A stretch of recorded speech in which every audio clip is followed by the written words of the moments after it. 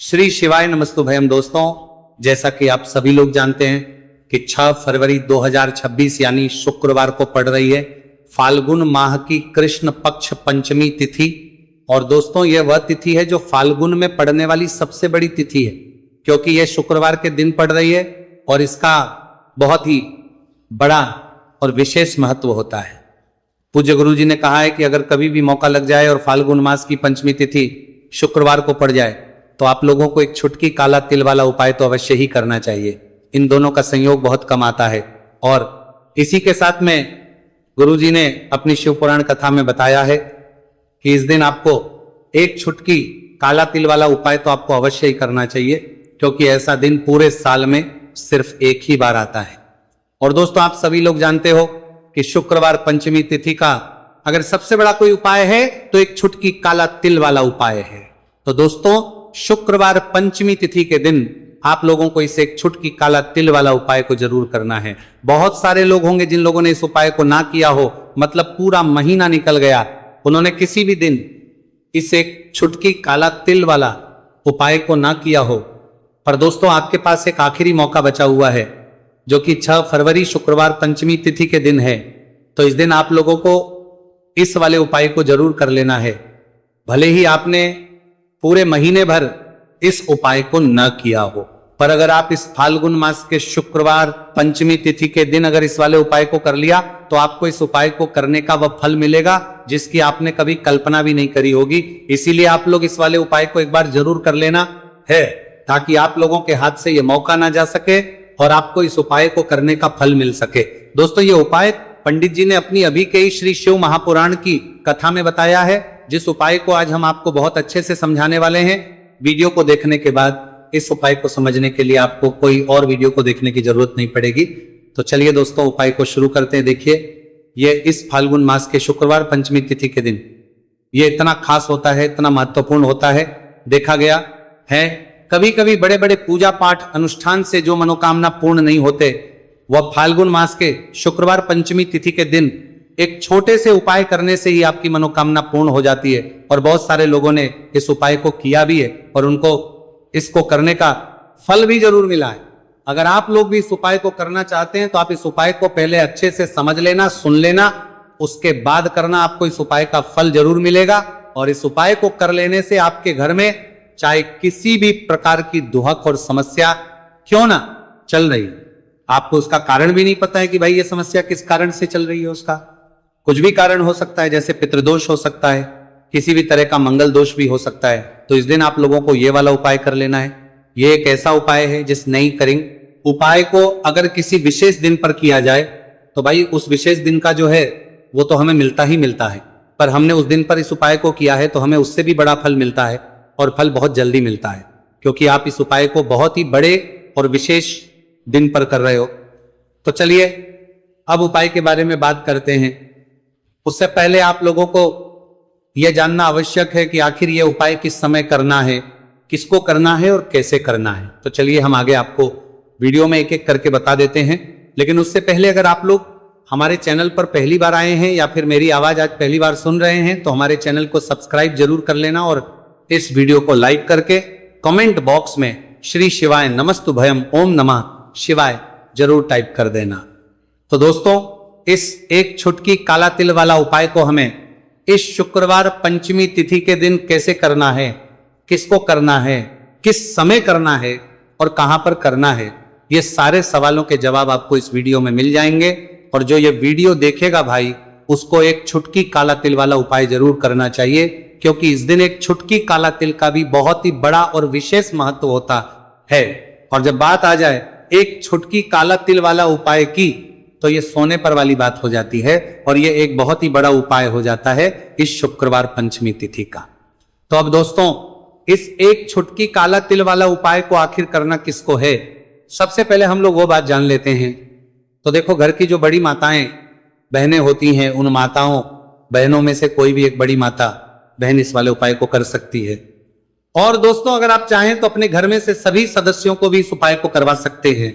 अगर किसी व्यक्ति की खुद की कोई मनोकामना है, खुद की कोई दुख और परेशानी है जो कि वो अपने लिए ही करना चाहता है, इस वाले उपाय को तो वो खुद अपने लिए भी कर सकता है, बाकी अगर कोई घर में से ऐसा है जो कि अपने पूरे घर परिवार की सुख और शांति के लिए ये वाला उपाय करना चाहता है तो भाई वो भी कर सकता है, उसमें भी कोई दिक्कत वाली बात नहीं है। कहने का मतलब यह है कि इस उपाय को हर एक सदस्य भी कर सकता है और पूरे घर परिवार के सदस्य के लिए घर की बड़ी बहनों में से कोई एक माता बहन भी कर सकती है। माताएं बहनें अगर घर में उपस्थित ना हो या वो ये वाला उपाय ना कर पा रही हो तो फिर घर का कोई बड़ा सदस्य भी इस एक छुटकी काला तिल वाला उपाय को कर सकता है, चाहे फिर वो पुरुष ही क्यों ना हो, उसमें कोई भी दिक्कत वाली बात नहीं है। अब दोस्तों जो अगला प्रश्न निकल कर आता है वो ये आता है इस उपाय को लेकर कि आखिर इस उपाय को हमें किस समय करना है, सुबह के समय करना है कि शाम के समय करना है। तो देखो इस वाले उपाय को आप लोग सुबह भी कर सकते हो और शाम के समय प्रदोष काल में भी कर सकते हो। अब अगर आप पूछो कि भाई सबसे उत्तम समय कौन सा रहेगा इस एक छुटकी काला तिल वाला उपाय को करने का, तो हम आपसे बस यही कहेंगे कि इस उपाय को आप सुबह के समय करेंगे तो ज्यादा बेहतर होगा। बाकी अगर प्रदोष काल शाम के समय भी करेंगे तो भी अच्छा होगा, उसमें कोई भी दिक्कत वाली बात नहीं है। तो अब दोस्तों जो अगली सबसे बड़ी और महत्वपूर्ण बात आती है वो ये आती है कि सुबह अगर हम उपाय को करेंगे तो हमें कितने बजे से लेकर कितने बजे तक के बीच में करना है, और शाम के समय प्रदोष काल में करेंगे तो हमें कितने बजे से लेकर कितने बजे के बीच में करना है। तो देखो सुबह जितनी जल्दी हो सके आप उपाय को करने की कोशिश करना। बाकी अगर किसी कारणवश लेट भी हो जाओ, थोड़ी देर भी हो जाए, तो 10 या 11 बजे तक भी आप उपाय कर लेना, पर 12 बजे से ज्यादा देरी ना हो, ठीक है, इस बात का ध्यान रखना। उसके बाद में दोस्तों अगर के समय प्रदोष काल की बात करें, प्रदोष काल का जो समय है होता है वो शाम के 6 बजे से शुरू हो जाता है। मतलब शाम के 6 बजे से लेकर 7 बजे के बीच का जो समय होता है ये समय प्रदोष काल का समय होता है। तो आप इस उपाय को 7 या 8 बजे के बीच में भी कर सकते हो। मतलब शाम के 6 बजे से रात 8 बजे के बीच में आप कभी भी इस वाले उपाय को कर सकते हो, उसमें कोई भी दिक्कत वाली बात नहीं है। देखिए आज के इस पूरे वीडियो में हम आपको 3 चमत्कारिक उपाय बताने वाले हैं। ये तीनों ही उपाय बहुत खास और बहुत ही विशेष होने वाले हैं। तो चलिए दोस्तों जान लेते हैं गुरुजी द्वारा बताए गए पहले उपाय के बारे में। देखिए ये उपाय आपको अपने परिवार के लिए करना है। यदि आप चाहते हैं कि आपका परिवार का प्रत्येक सदस्य तरक्की करे, उन्हें हर कार्य में सफलता की प्राप्ति हो, तो आपको यह उपाय करना है। तो देखिए इस उपाय को करने के लिए आपको एक आटे का दीपक लेना है। आपको अपने ही घर पर एक एक आटे का दीपक प्रकार से तैयार कर लेना है।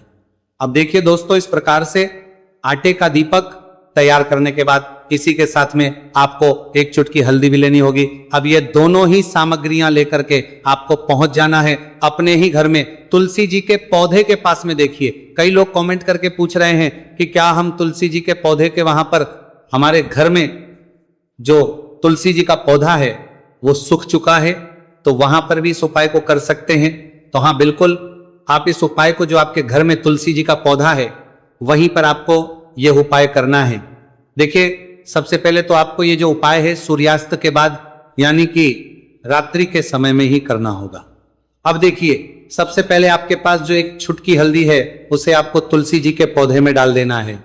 अब देखिए आप जो एक आटे का दीपक लेकर के आए हैं, सबसे पहले तो आपको उसे तुलसी जी के पौधे के पास में रखना है, और तुलसी जी पौधे के पास में रखने के बाद इस दीपक में हमें शुद्ध घी का प्रयोग करना है, और इसी दीपक में हमें गोल रूप की बाती का प्रयोग करना है, क्योंकि ये जो दीपक है विशेषकर हम हरि विष्णु नारायण के नाम से लगा रहे हैं। अब इस दीपक को आपको प्रज्वलित कर देना है और आपको भगवान विष्णु से, माता तुलसी से प्रार्थना करनी है कि हमारे घर में परिवार का प्रत्यक्ष सदस्य तरक्की करे, उसे अपने हर कार्य में सफलता की प्राप्ति हो, पूरा परिवार खुश रहे। हे भगवान नारायण आप हमारे परिवार की रक्षा करना।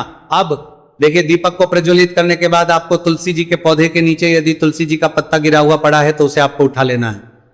आपको ध्यान रखना है तुलसी जी के पौधे से पत्ता तोड़ना नहीं है, नीचे गिरा हुआ है तो उसे आपको उठा लेना है।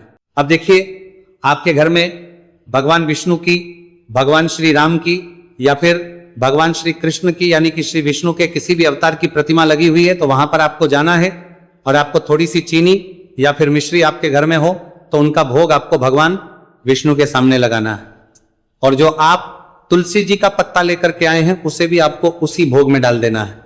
अब देखिए थोड़ी सी देर इस भोग को वहीं पर रखे रहने देना है, और फिर इस भोग को आपको अपने घर के परिवार के प्रत्येक सदस्य को प्रसाद स्वरूप प्रदान करना है। यकीन, इस उपाय को करने से आपके परिवार का प्रत्येक सदस्य हमेशा तरक्की पर रहता है और आपके परिवार में हमेशा खुशियां बनी रहती हैं। तो इस प्रकार से आपको पहला उपाय कर लेना है। अब हम जानते हैं दूसरे उपाय के बारे में। देखिए, ये जो उपाय है विशेषकर धन की प्राप्ति के लिए है, मां लक्ष्मी को प्रसन्न करने के लिए है और विशेषकर शुक्रवार पंचमी तिथि की रात्रि में ही आपको यह उपाय करना है। देखिए, सामने आपको एक दीपक दिखाया जा रहा है, तो आपको एक दीपक लेना है।